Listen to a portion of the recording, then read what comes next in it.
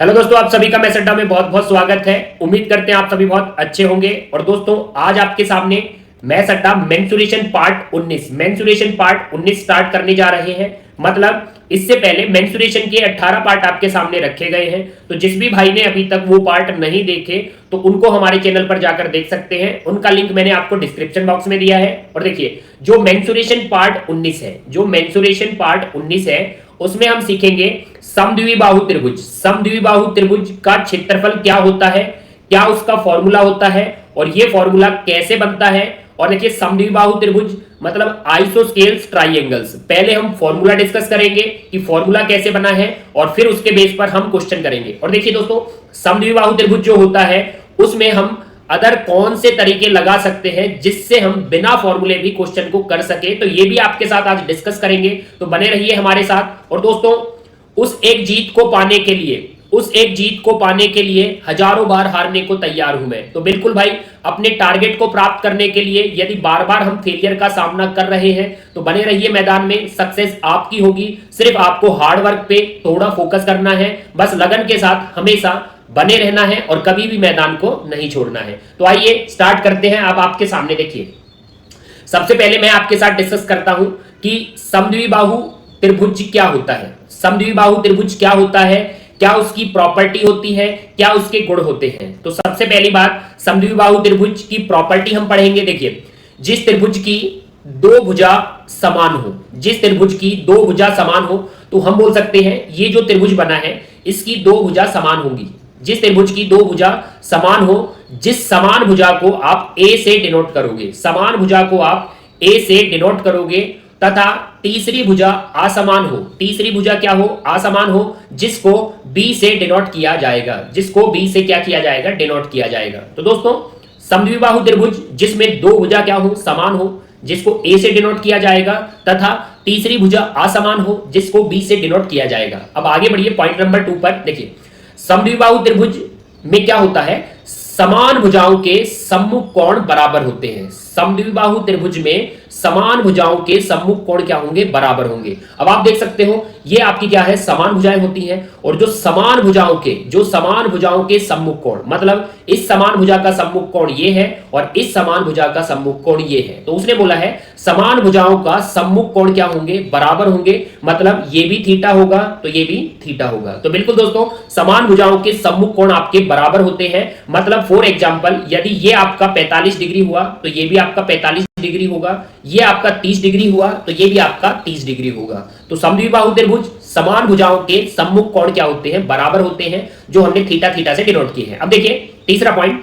समद्विबाहु त्रिभुज पर आधार पर डाला गया लंब आधार को दो बराबर भागों में बांटता है। तो दोस्तों, ये थोड़ा ध्यान से पढ़ना, क्योंकि जो हमारा फॉर्मूला बनेगा कि समद्विबाहु त्रिभुज का क्षेत्रफल फॉर्मूला कैसे बनाया जाता है, तो उसमें हमें ये पॉइंट नंबर 3 का थोड़ा आधार यूज करना पड़ेगा। तो पॉइंट नंबर 3 क्या है, थोड़ा ध्यान से पढ़िए। पॉइंट नंबर 3 है, आधार पर डाला गया लंब आधार को दो बराबर भागों में बांटता है। तो दोस्तों, आधार देखिए, आधार आपका क्या है, आधार आपका क्लियरली बी है। और देखिए पॉइंट नंबर 3 क्या बोलता है, पॉइंट नंबर 3 बोलता है आधार पर डाला गया लंब। तो ये हमने लंब डाला आधार पर, जिसको हम एस से डिनोट करेंगे, मतलब हाइट होगी हमारा। देखिए, तो क्या बोला गया है, आधार पर डाला गया लंब आधार को दो बराबर भागों में बांटेगा। तो जैसे ही हमने आधार पर लंब डाला, परपेंडिकुलर डाला, तो वो आधार को दो बराबर भागों में बांटेगा। मतलब आधार क्या है, आधार आपका क्लियरली बी है, तो वो आधार को दो बराबर भागों में बांटेगा। मतलब आधा इधर आएगा और आधा इधर आएगा। तो दोस्तों, बोल सकते हैं आधार जो आपका बी से डिनोटेड था उसका आधा मतलब b/2 लेफ्ट हैंड को आएगा, उसका आधा b/2 राइट हैंड को आएगा। क्योंकि आधार पर डाला गया लंब आधार को दो बराबर भागों में बांटता है, तो हमने आधार को दो बराबर भागों में बांट दिया, b/2 और b/2। अब दोस्तों, पॉइंट नंबर 4 क्या है, देखिए, समद्विबाहु त्रिभुज का क्षेत्रफल भी विषमबाहु त्रिभुज के क्षेत्रफल फॉर्मूले से निकाला जा सकता है। तो बिल्कुल भाई दोस्तों, समद्विबाहु त्रिभुज का यदि आपको क्षेत्रफल निकालना है तो उसमें आप विषमबाहु त्रिभुज का क्षेत्रफल फॉर्मूला लगा सकते हो, मतलब हेरोज का क्षेत्रफल फॉर्मूला लगा सकते हो। बस आपके पास क्या होना चाहिए, आपके पास समद्विबाहु त्रिभुज की तीनों भुजा होनी चाहिए। तो उसमें आप विषमबाहु त्रिभुज का क्षेत्रफल फॉर्मूला मतलब हेरोज का क्षेत्रफल फॉर्मूला लगा सकते हो और विषम बाहु त्रिभुज के क्षेत्रफल फॉर्मूले से समद्विबाहु त्रिभुज क्षेत्रफल प्राप्त किया जा सकता है। बस आपके पास समद्विबाहु त्रिभुज की तीनों भुजा होनी चाहिए। तो हम देखेंगे कि समद्विबाहु त्रिभुज का क्षेत्रफल विषम बाहु त्रिभुज के क्षेत्रफल फॉर्मूले से कैसे आता है, तो इस पर भी हम क्वेश्चन लेंगे। और दोस्तों देखिए, ये पॉइंट नंबर 5 क्या है? पॉइंट नंबर 5 है, जो आपका समद्विबाहु त्रिभुज होता है उसका क्षेत्रफल भी होता है 1/2 आधार गुणित ऊंचाई। 1/2 आधार गुणित ऊंचाई। तो समद्विबाहु त्रिभुज का क्षेत्रफल भी होता है 1/2 आधार इंटू ऊंचाई, मतलब बेस इंटू हाइट। तो क्लियरली आप बोल सकते हो कि समद्विबाहु त्रिभुज का क्षेत्रफल प्राप्त किया जा सकता है 1/2 आधार गुणित ऊंचाई। बस आपके पास आधार होना चाहिए और आपके पास ऊंचाई होनी चाहिए। तो कहने का मतलब है आधार आपके पास b होना चाहिए और क्लियरली ऊंचाई आपकी क्लियरली h होना चाहिए। तो 1/2 आधार गुणित ऊंचाई, तो ये भी क्या होता है? ये भी समद्विबाहु त्रिभुज का क्षेत्रफल फॉर्मूला होता है। और इसी त्रिभुज का नहीं दोस्तों, आपका कोई सा भी त्रिभुज हो, अगर आपके पास आधार है और आपके पास ऊंचाई है तो आप उस त्रिभुज का क्षेत्रफल फॉर्मूला लगा सकते हो 1/2 आधार गुणित ऊंचाई। तो दोस्तों ये 5 पॉइंट जो मैंने आपके साथ डिस्कस किए हैं, तो इन पॉइंटों को अच्छे से नोट कर लेना, क्योंकि ये समद्विबाहु त्रिभुज की प्रॉपर्टी है, समद्विबाहु त्रिभुज के गुण है, लक्षण है उसके। तो इनको अच्छे से नोट कर लेना और तभी आप क्वेश्चनों को समझ पाओगे। अब देखिए दोस्तों, जो पॉइंट नंबर 4 है, जो पॉइंट नंबर 4 है और जो पॉइंट नंबर 5 है, मैं दोनों आपके साथ डिस्कस करता हूं कि समद्विबाहु त्रिभुज का क्षेत्रफल विषम बाहु त्रिभुज के क्षेत्रफल फॉर्मूले से कैसे निकाला जा सकता है, कैसे हेरोज का क्षेत्रफल फॉर्मूला यूज होगा।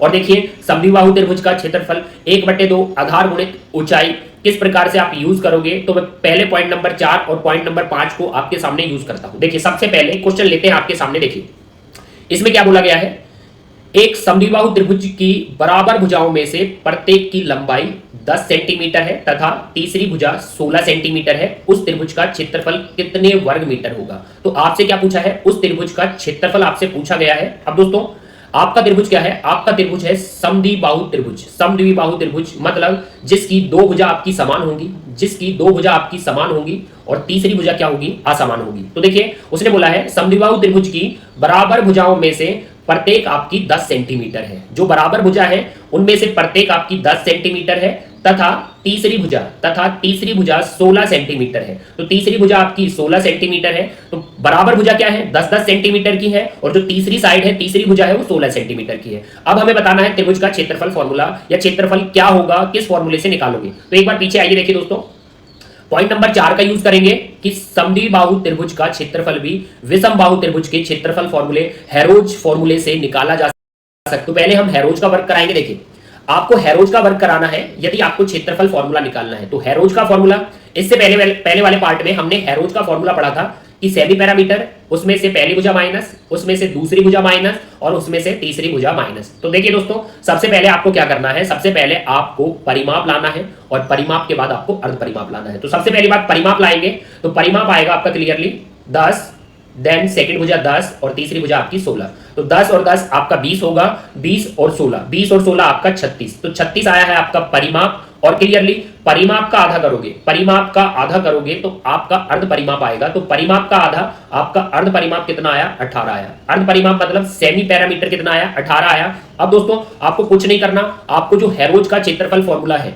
उसमें सिर्फ आपको पुटिंग करनी है कि आपका एस क्या आया है। आपका एस आया है 18 और उसमें से दोस्तों उसमें से तीनों साइड आपको 1 by 1 माइनस करनी है। तो दोस्तों आपका सेमी पैरामीटर क्या है? आपका सेमी पैरामीटर 18 है और 18 में से आपको पहली साइड 10 माइनस करनी है। 18 में से 10 गया तो 8 आएगा, देन फिर 18 में से 10 गया तो फिर आपका 8 आएगा, देन फिर 18 में से आपका 16 गया तो बेटा आपका 2 आएगा। अब दोस्तों इस प्रकार से आपको तीनों साइड 18 में से क्या करनी है? माइनस करनी है। हमने तीनों साइड माइनस कर दी। अब दोस्तों देखिए आपको बाहर निकालना है और आपको जब भी किससे करनी से बाहर निकालना हो तो आपको थोड़ा ध्यान देना है। जब भी करनी से बाहर निकालना हो तो सेम दो फैक्टर में से एक फैक्टर बाहर आएगा। तो देखिए 8 और 8 आप चाहे मल्टीपल भी कर सकते हो या सेम दो फैक्टर में से एक फैक्टर बाहर ले सकते हो। तो आप मल्टीपल कर दीजिए, यहां बहुत छोटे डाटा है। तो 8 और 8 आपका 64 बनेगा और 64 का क्लियरली आपका क्या आएगा? 64 का क्लियरली आपका 8 बाहर आएगा। अब दोस्तों 18 बचा है, 18 और यहां पर 2 बचा है, 18 बचा है और यहां पर 2 बचा है। तो 18 और 2 का यदि गुणा करेंगे तो आपका 36 आएगा और 36 का वर्गमूल निकालोगे तो 6 आएगा। तो इस प्रकार से आपके त्रिभुज का क्षेत्रफल आया 48। तो ऑप्शन टिक करिए, कौन सा ऑप्शन हमारे अकॉर्डिंग है? तो हमारे अकॉर्डिंग दूसरा ऑप्शन है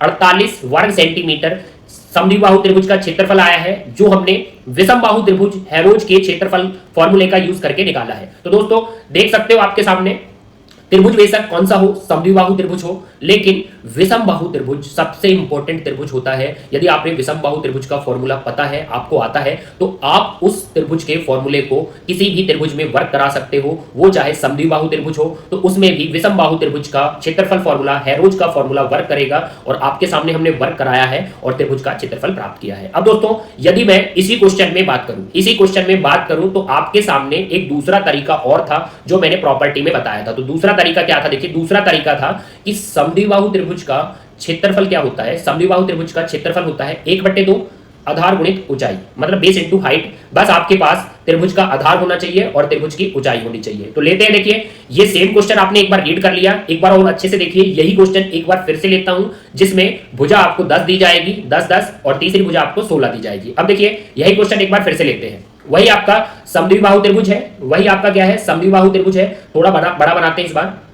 और देखिए दोस्तों, जिसकी बराबर भुजाओं में से प्रत्येक की लंबाई 10 है, बराबर भुजाओं में से प्रत्येक की लंबाई क्या है, 10 है, और तीसरी भुजा आपकी 16 सेंटीमीटर थी। तीसरी भुजा आपकी क्या थी, 16 सेंटीमीटर थी। तो हमें वही बताना है कि इस समद्विबाहु त्रिभुज का क्षेत्रफल क्या होगा, क्षेत्रफल कितने वर्ग सेंटीमीटर होगा। तो हमें क्या बताना है, समद्विबाहु त्रिभुज का क्षेत्रफल कितने वर्ग सेंटीमीटर होगा। और देखिए किसी भी त्रिभुज का क्षेत्रफल फॉर्मूला होता है 1/2 आधार गुणित ऊंचाई, आधार गुणित ऊंचाई बेस इनटू हाइट। बस आपके पास बेस होना चाहिए और आपके पास हाइट होनी चाहिए। अब दोस्तों आप देख सकते हो यहां पर त्रिभुज का आधार क्या है भाई, त्रिभुज का आधार आप देख सकते हो, त्रिभुज का आधार 16 है। तो आप बोलोगे 1/2 आधार गुणित ऊंचाई, तो 16 आपका आधार है। बस आपको ऊंचाई लानी है त्रिभुज की। यदि आप त्रिभुज की ऊंचाई लेकर आ जाते हो तो बस आपको ऊंचाई पुट करनी है और 1/2 आधार गुणित ऊंचाई आ जाएगा हमारे सामान्य त्रिभुज या समद्विबाहु त्रिभुज का क्षेत्रफल। अब देखिए आपको पता है आपकी जो ऊंचाई होती है, मैंने पहले वाले पार्टों में आपको बहुत अच्छे से समझाया था कि जो आपकी ऊंचाई होती है,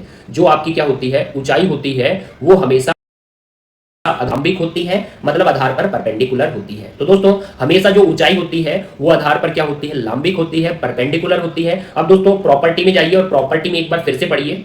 समद्विबाहु त्रिभुज में आधार पर डाला गया लंब आधार को 2 बराबर भागों में बांटता है। तो आधार पर डाला गया लंब आधार को 2 बराबर भागों में बांटता है। तो जैसे ही हमने आधार पर लंब डाला है वो आधार को 2 बराबर भागों में बांटेगा।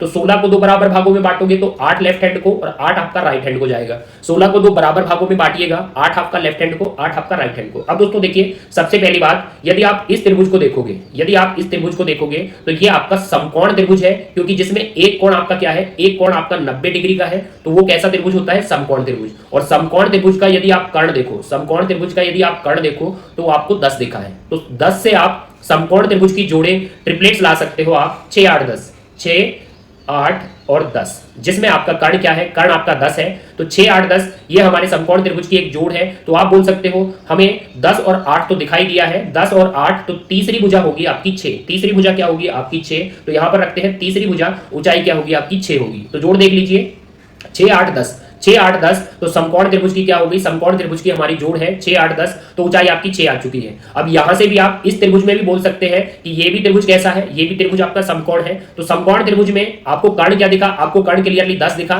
तो आप बोल सकते हो इस त्रिभुज में भी वर्क करेगी 6 8 10, 6 8 10 समकोण त्रिभुज की जोड़ है। तो आपको 8 और 10 दिखाई दिया है, 8 और 10 दिखाई दिया है, तो तीसरी भुजा आपकी 6 होगी। तो यहां से आपका 6 8 10, 6 8 10, तो आपकी ऊंचाई कितनी आ चुकी है, ऊंचाई आप देख सकते हो दोनों तरफ से समकोण त्रिभुज की ट्रिपलेट्स लगाई तो हमारी ऊंचाई 6 आ चुकी है। बस हमको ऊंचाई 6 रखना है तो हमारे त्रिभुज का क्षेत्रफल प्राप्त होगा। और दोस्तों ध्यान दीजिए 1/2 आधार आपका क्लियरली 16 है, 1/2 आधार आपका क्लियरली 16 है, और ऊंचाई आपकी क्लियरली 6 है। तो 1/2 आधार गुणित ऊंचाई ये आएगा सामान्य त्रिभुज का क्षेत्रफल, और जो हो सकता है किसी भी त्रिभुज का क्षेत्रफल। तो यहां पर है समद्विबाहु त्रिभुज का क्षेत्रफल। तो 1/2 आधार गुणित ऊंचाई, ये हमने 2 से कट किया तो हमारा 8 आया, और 8 से जैसे ही हम मल्टीपल करेंगे 6 का तो हमें 48 वर्ग सेंटीमीटर में हमारा क्षेत्रफल प्राप्त होगा। तो 48 वही हमारा दूसरा ऑप्शन 48 है। तो दोस्तों देख सकते हो मैंने एक ही क्वेश्चन में आपके सामने सेम क्वेश्चन इसलिए लिया है ताकि आप उसको बेटर तरीके से समझो। सेम क्वेश्चन में मैंने आपके सामने हेरोज का क्षेत्रफल फॉर्मूला भी लगाया है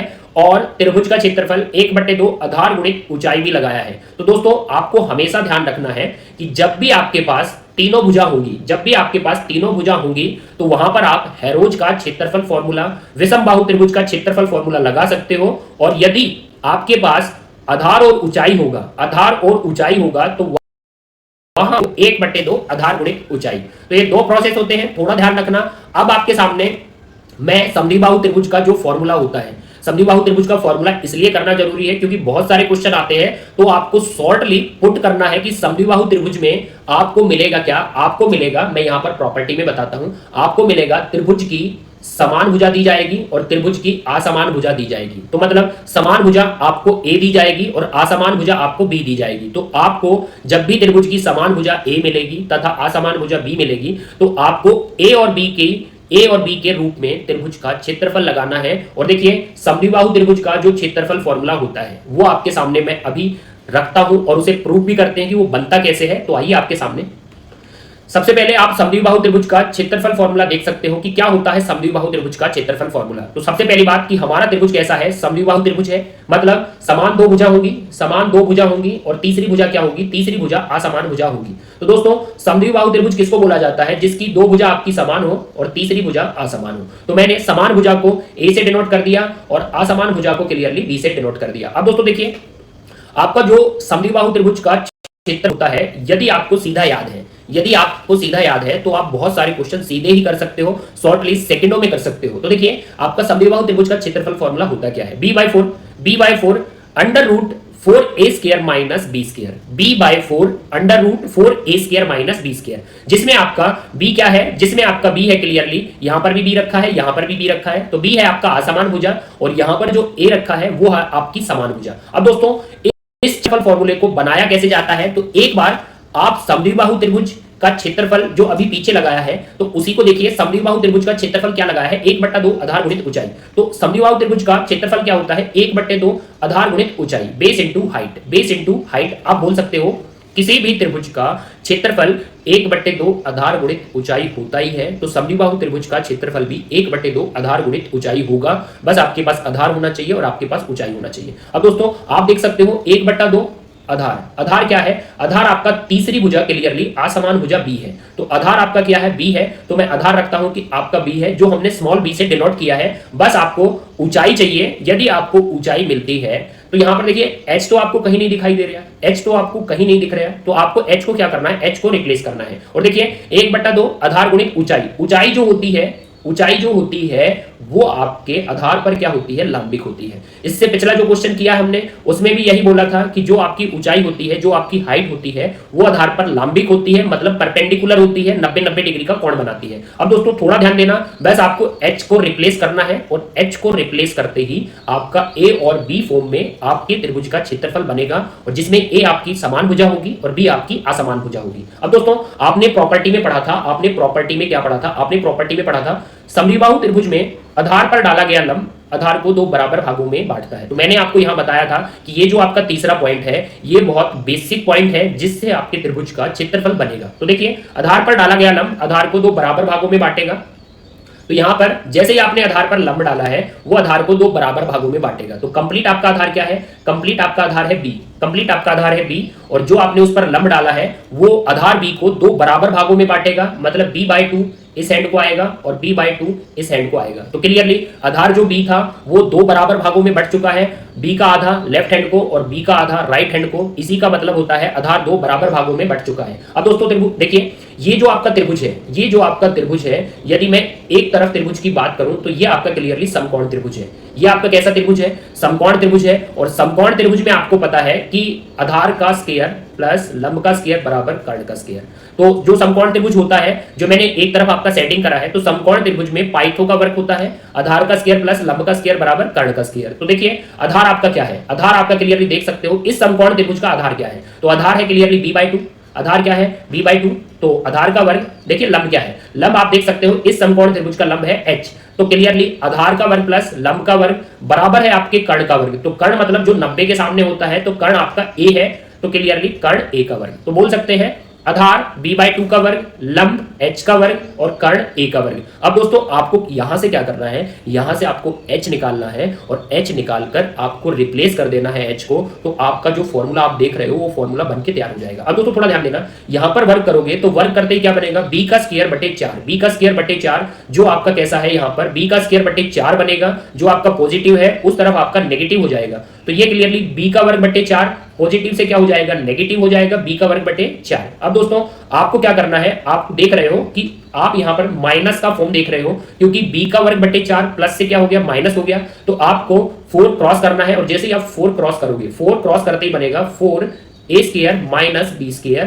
बटे क्या है, 4 है। आप तो दोस्तों 4 को आपको क्रॉस करना है, तो आपका बनेगा 4a² माइनस b²। अब देखिए यहां पर क्या है, यहां पर था h का स्क्वायर, और आपको पता है स्क्वायर से उस तरफ क्या लगेगी, उस तरफ आपकी करनी लगेगी। तो मैंने स्क्वायर से उस तरफ क्या लगा दी, करनी लगा दी, तो हमें h प्राप्त होगा। अब दोस्तों आपको h क्या प्राप्त होगा, देखिए यदि आपको h लाना है तो आपको डाटा करनी से बाहर निकालना पड़ेगा। और देखिए ऊपर वाला जो अंश है आपका, उसके बीच में सिंबल किसका है, माइनस का है, तो यहां से आप कुछ कैलकुलेट नहीं कर सकते। तो ये आपका जो देख रहे हो 4a² minus b², 4a² minus b², तो ये तो करनी में रहेगा, लेकिन आपका जो 4 है, आपका जो 4 है उसका वर्गमूल, उसकी करनी क्या आएगी, उसकी करनी 2 आएगी। तो h बराबर आपको रिप्लेसमेंट क्या मिल चुकी है, करनी में 4a² माइनस b² अपॉन 2, क्योंकि 4 का बाहर क्या आया है, 2 आया है। तो h की रिप्लेसमेंट मिल चुकी है, तो h की जगह आप क्या पुट कर सकते हो, h की जगह पुट कर सकते हो करनी में 4a² माइनस b² अपॉन 2, और यहां से आपका क्षेत्रफल फॉर्मूला बन के तैयार हो जाएगा। देखिए दोस्तों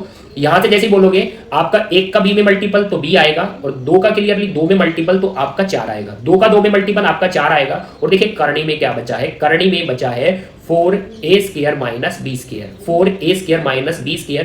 तो इस प्रकार आप h को रिप्लेस कर समद्विबाहु त्रिभुज का क्षेत्रफल फॉर्मूला बना सकते हो, जिसमें b आपकी क्या है, b आपकी असमान भुजा है, और a क्या है, a आपकी समान भुजा है। तो b/4 under root 4a² minus b², ये हमारा समद्विबाहु त्रिभुज का क्षेत्रफल फॉर्मूला है। तो अब लेते हैं दोस्तों इसी के आधार पर प्यारे प्यारे क्वेश्चन कि किस तरीके से शॉर्टली हम इस फॉर्मूले का यूज करेंगे। तो आइए बढ़ते हैं। अब दोस्तों आपके सामने आप देख सकते हो, हमने फिर से वही सेम क्वेश्चन लिया है जो मैंने आपको हेरोज के फॉर्मूले से भी कराया था और 1/2 आधार गुणित ऊंचाई से भी कराया था। देखिए क्वेश्चन वही है, एक समद्विबाहु त्रिभुज की बराबर भुजाओं में से प्रत्येक की लंबाई 10 सेंटीमीटर है। तो एक समद्विबाहु त्रिभुज है जिसकी बराबर भुजाओं में से प्रत्येक की लंबाई क्या है, 10 सेंटीमीटर है। तो बराबर भुजाओं में से प्रत्येक की लंबाई 10 है, तो हमने 10-10 रख दी, तथा तीसरी भुजा 16 सेंटीमीटर है, तीसरी भुजा आपकी 16 सेंटीमीटर है, उस त्रिभुज का क्षेत्रफल क्या होगा। तो दोस्तों ये जो क्वेश्चन है मैं आपको 2 तरीके से करा चुका हूं, विषमबाहु हेरोज के क्षेत्रफल से भी कराया है और सामान्य त्रिभुज 1/2 आधार गुणित ऊंचाई से भी कराया है। लेकिन अब हमारा त्रिभुज देखा जाए तो समद्विबाहु त्रिभुज है, और जो समद्विबाहु त्रिभुज होता है यदि उसका क्षेत्रफल पूछा जाए तो समद्विबाहु त्रिभुज का क्षेत्रफल क्या होता है, b/4 under root 4a² minus b², under root 4a² minus b²। अभी हमने ये बनाया था। अब दोस्तों देख सकते हो कि समान भुजा a आपका 10 है, समान भुजा a आपका 10 है,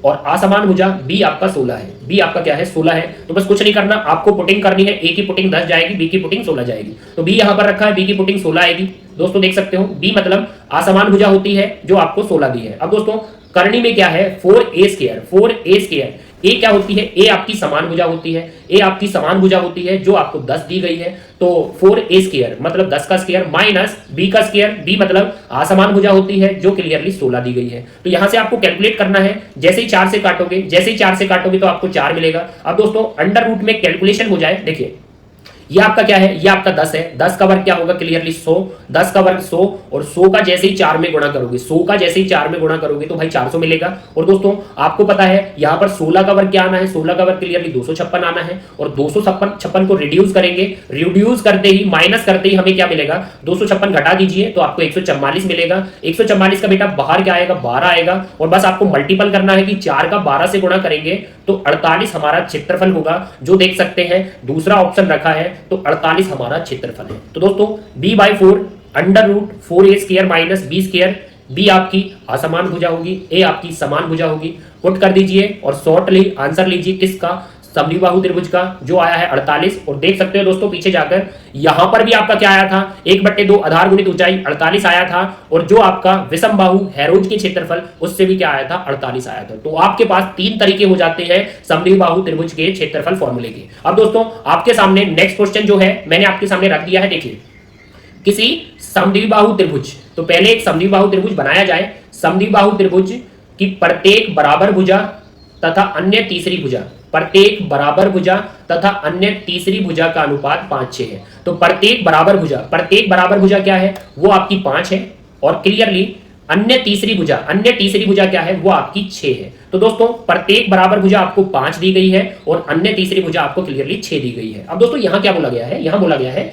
यदि त्रिभुज का परिमाप क्लियरली 64 मीटर है, तो त्रिभुज का परिमाप आपको 64 मीटर दिया है। तो दोस्तों आप बोल सकते हो कि परिमाप जो 64 दिया है, परिमाप क्या होता है, परिमाप होता है तीनों भुजाओं का योग। तो हम तीनों भुजाओं का योग करेंगे तो हमें परिमाप मिलेगा। तो यहां बोल सकते हैं तीनों भुजा का योग मतलब 5, 5 और 6। तो मैंने तीनों भुजाओं का योग कर दिया 5, 5 और 6, तो परिमाप आया, मेरा परिमाप क्या आया, 16 आया है। लेकिन क्वेश्चन ने त्रिभुज का परिमाप क्या बोला है, क्वेश्चन ने त्रिभुज का परिमाप 64 बोला है, तो हमारा परिमाप है 16 और क्वेश्चन का परिमाप है 64। तो 16 बराबर परिमाप क्या आ चुका है, 64 आ चुका है। तो 16 बराबर 64, तो आप बोलोगे 1 बराबर हमें 4 मिलेगा। 1 बराबर हमें क्या मिलेगा, 4 मिलेगा। तो दोस्तों कुछ नहीं है, आपको अब गुणा करना है। 1 बराबर 4 है तो 4 का गुणा होगा तो आपका ये 20 आएगा, 4 का गुणा होगा तो ये भी 20 आएगा और 4 का गुणा होगा तो ये 24 आएगा। क्योंकि 1 बराबर 4 तो 5, 5 बराबर 20 आएगा और 6 बराबर 24 आएगा। अब यहां पर देख सकते हो जो आपकी समान भुजा है वो आपकी क्लियरली 20 आ चुकी है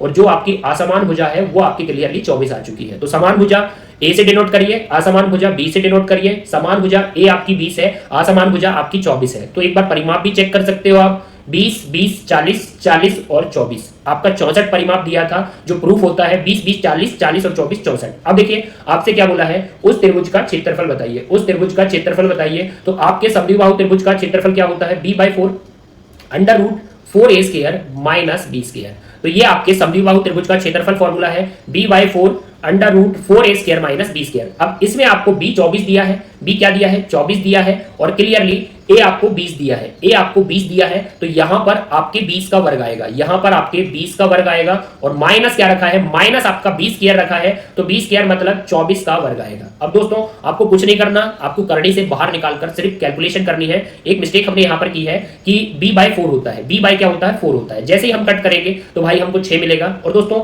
अब आप कैलकुलेशन कर दीजिए, करनी के अंदर अंडर रूट के अंदर कैलकुलेशन क्या बनेगी, तो ये 20 का वर्ग है, ये क्लियरली 20 का वर्ग है। तो 20 का वर्ग करिए तो आप बोलोगे सर 400 आएगा और 400 का 4 से गुणा, 400 का 4 से गुणा तो आपका 1600 आएगा और माइनस के पीछे 24 का वर्ग, 24 का वर्ग 576 आएगा। अब जैसे ही आप इसको कैलकुलेट करोगे 1600 में से 576 को माइनस करिए, 1600 में से 576 को जैसे ही आप माइनस करोगे तो 1024 आएगा, 1024 आएगा और 1024 आपका 32 का वर्ग है, मतलब वर्गमूल करोगे तो 32 आएगा। तो वर्गमूल कर दीजिए, वर्गमूल करते ही आपका आएगा क्लियरली 10, 24 का वर्गमूल आएगा 32 और क्लियरली मल्टीपल करते ही 192 आपके त्रिभुज का क्षेत्रफल है।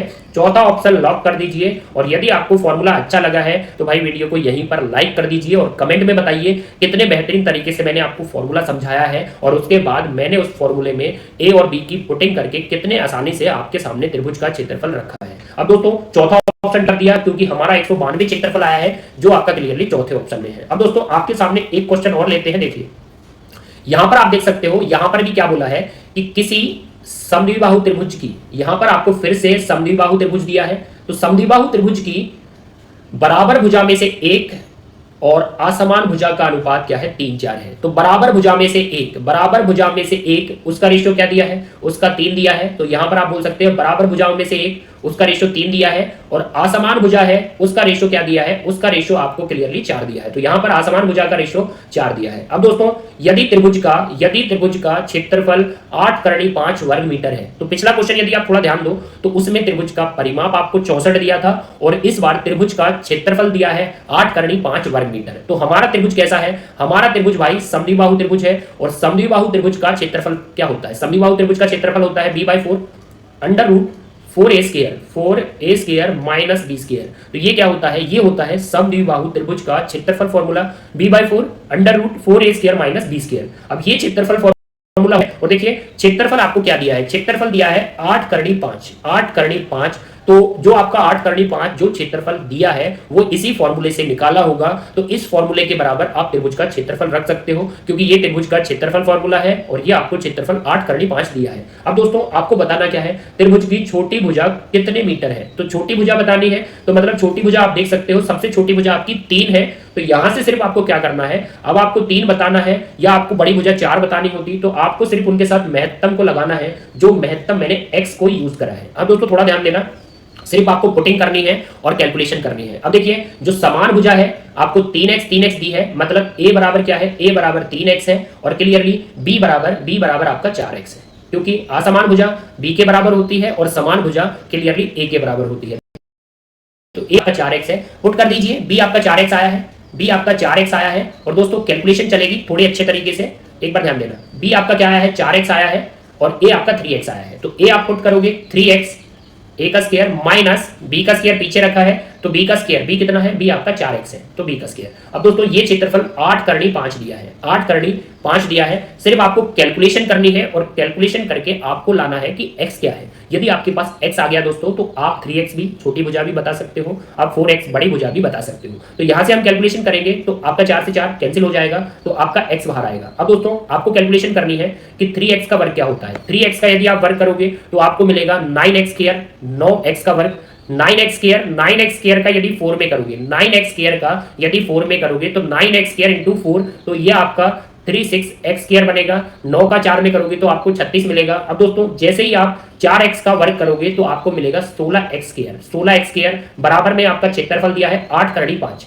अब दोस्तों करनी से बाहर क्या आता है आपको थोड़ा ध्यान देना है। जैसे ही आप 36 में से 16 को माइनस करोगे, 36 में से 16 को माइनस करोगे तो 20x स्क्वायर बचेगा जो आपको 8 करनी 5 दिया गया है। अब दोस्तों आपको थोड़ा ध्यान देना है कि 36 में से 16 गया वो तो आपका क्या आया है, 20 आया है, आपको इसको करनी से बाहर निकालना है और करनी से बाहर निकालोगे तो एक x तो आपका पहले ही बाहर रखा है, एक x तो आपका पहले ही बाहर रखा है। अब दोस्तों 20 को बाहर निकालेंगे, 20 को बाहर लेंगे तो 20 कैसा टूटेगा, 20 टूटेगा आपका क्लियरली 4 इंटू 5 में। तो 20 कैसा टूटेगा, 4 इंटू 5 में टूटेगा और 20 को यदि 4 इंटू 5 में तोड़ोगे तो 4 का बाहर क्या आएगा, 4 का बाहर आएगा 2, 4 का बाहर क्या आएगा 2 आएगा, लेकिन 5 कहां बचेगा, 5 आपका करनी में बचेगा, 5 आपका करनी में बचेगा। और दोस्तों x स्क्वायर बचा है और x स्क्वायर बचा है, x स्क्वायर का यदि करनी करोगे वर्गमूल करोगे तो आपका x बाहर आएगा, x बाहर आएगा। और ये क्षेत्रफल कितना था, ये क्षेत्रफल था भाई 8 करनी 5, 8 करनी 5 था। अब दोस्तों आपको कैलकुलेशन करनी है, x निकल के आएगा, देखिए करनी 5 से करनी 5 कट जाएगा और जैसे 2 से 8 को काटोगे, 2 से 8 को काटोगे तो आपका 4 आएगा और 4 हो जाएगा x into x, x square, x into x, x square. तो क्लियरली बोल सकते हो कि जो 4 है आपका वो 4 किसका वर्ग है, वो आपका 2 का वर्ग होता है। और यहां पर आपका एलिमिनेट मेथड लगेगा कि आप जैसे आधार से घात से घात को एलिमिनेट करोगे, कैंसिल करोगे तो आपका आधार बराबर हो जाएगा। घात से घात कैंसिल होती है तो आधार बराबर होते हैं। तो आधार x क्या आया है, आपका 2 आया है। तो आपको बताना क्या है, आपको बताना है त्रिभुज की छोटी भुजा कितने मीटर है, त्रिभुज की छोटी भुजा कितने मीटर है। अब दोस्तों छोटी भुजा आप देख सकते हो कि 4x तो आपकी बड़ी भुजा है, 3x आपकी छोटी भुजा है, 3x आपकी छोटी भुजा है जिसमें x आपको 2 पुट करना है। तो 3x छोटी भुजा है जिसमें x आपको 2 पुट करना है और जैसे ही x आप 2 पुट करोगे तो 2 पुट करते ही 3 इंटू 2, तो 3 इंटू 2 आपकी 6 सबसे छोटी भुजा होगी। तीसरा ऑप्शन लॉक करिए। और दोस्तों यदि आपको ये अच्छा क्वेश्चन, हार्ड लेवल वाला क्वेश्चन थोड़ा आसान लगा है तो वीडियो को लाइक करके बताइएगा, क्योंकि यदि आप हमें मोटिवेट करते हो तो इससे बढ़िया कंटेंट आपके सामने हर पार्ट में रखा जाएगा। अब दोस्तों इसी फॉर्मूले के बेस पर एक क्वेश्चन आपके सामने और रखते हैं। आइए क्वेश्चन देखिए, किसी समद्विबाहु त्रिभुज, तो हमारा सेम दिया है कि त्रिभुज कैसा है, समद्विबाहु त्रिभुज है। तो यहां पर हम रखते हैं किसी समद्विबाहु त्रिभुज। तो समद्विबाहु त्रिभुज मतलब समान 2 भुजा होंगी और तीसरी भुजा क्या होगी, असमान भुजा होगी। इसका क्षेत्रफल दिया है, इसका क्षेत्रफल हमें फिर से दिया है जो 4 वर्ग मीटर करके दिया है। अब दोस्तों पिछला जो क्वेश्चन था उसमें क्षेत्रफल क्या था, उसमें क्षेत्रफल था 8 करनी 5 और इसमें क्षेत्रफल क्या है, इसमें क्षेत्रफल है 4 वर्ग मीटर। तो क्षेत्रफल क्या दिया है, 4 वर्ग मीटर, जो आपका क्षेत्रफल क्या होता है b/4, 4a square minus b square, ये आपका क्षेत्रफल होता है जो आपको दिया गया है 4 वर्ग मीटर।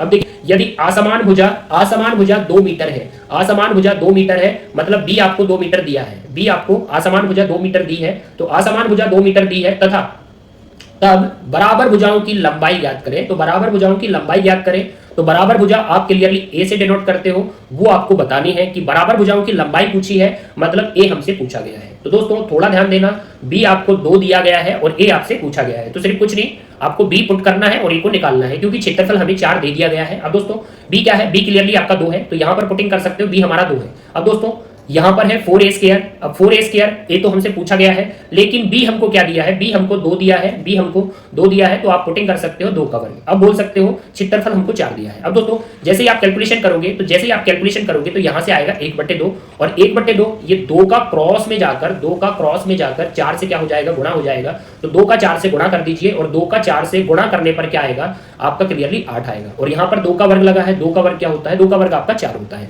अब दोस्तों सिर्फ आपको क्या करना है कि ये 2 जो जाकर इस 4 से गुणा हुआ, ये 2 जाकर इस 4 से गुणा हुआ, तो आपका 8 बना है। और यहां पर 2 का वर्ग जैसे ही ओपन करा तो आपका 4 आ चुका है। लेकिन देख सकते हो अभी अंडर रूट लगा है, अभी करनी लगी है। और दोस्तों जब आपको करनी दिखती है, इक्वल के किसी भी तरफ आपको करनी दिखती है, तो आपका वर्ग बनता है कि दोनों तरफ आप वर्ग करा दो, दोनों तरफ आप वर्ग करा दो, क्योंकि वर्ग से करनी क्या होती है, कैंसिल होती है। अब दोस्तों थोड़ा ध्यान देना, जैसे ही आप यहां से कैलकुलेट करोगे तो वर्ग से करनी क्या हो जाएगी, कैंसिल हो जाएगी। और 8 का वर्ग क्या आएगा, 64 आएगा। और दोस्तों अब बचा है 4a² - 4।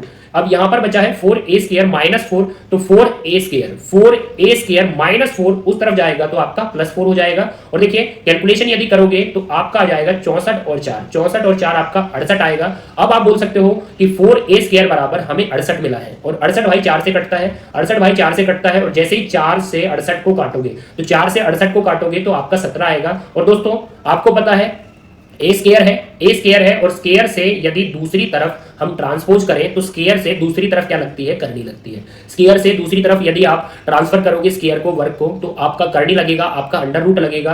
तो a² बराबर 17 था, तो a आपको करनी 17 मिलेगा। और जो आपसे पूछा गया है कि बराबर भुजा की लंबाई बताइए, तो बराबर भुजा की लंबाई है भाई करनी 17। ऑप्शन देखा जाए तो पहला ही ऑप्शन बैठा है, इस ऑप्शन को टिक करिए कि करनी 17 हमारा बराबर भुजा का आंसर रहेगा। तो दोस्तों मैंने बहुत ही प्यारे तरीके से आपके सामने जो समद्विबाहु त्रिभुज होता है उसमें मैंने क्या क्या करा दिया, उसमें मैंने आपको उसकी प्रॉपर्टी कराई है। समद्विबाहु त्रिभुज में विषम बाहु त्रिभुज हेरोज का क्षेत्रफल फॉर्मूला यूज होता है, इसके बारे में बताया है।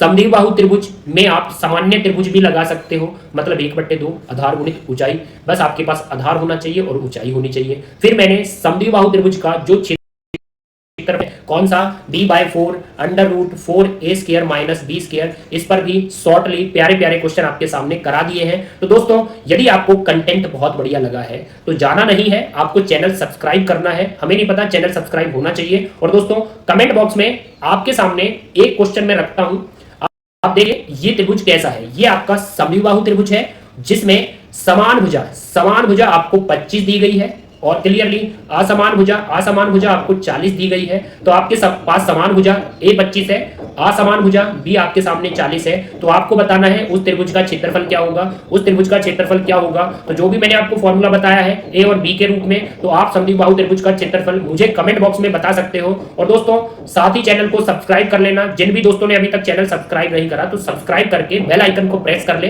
ताकि हमारा कंटेंट आप तक पहुंच सके। और दोस्तों मिलते हैं अगली वीडियो में। जय हिंद, जय भारत।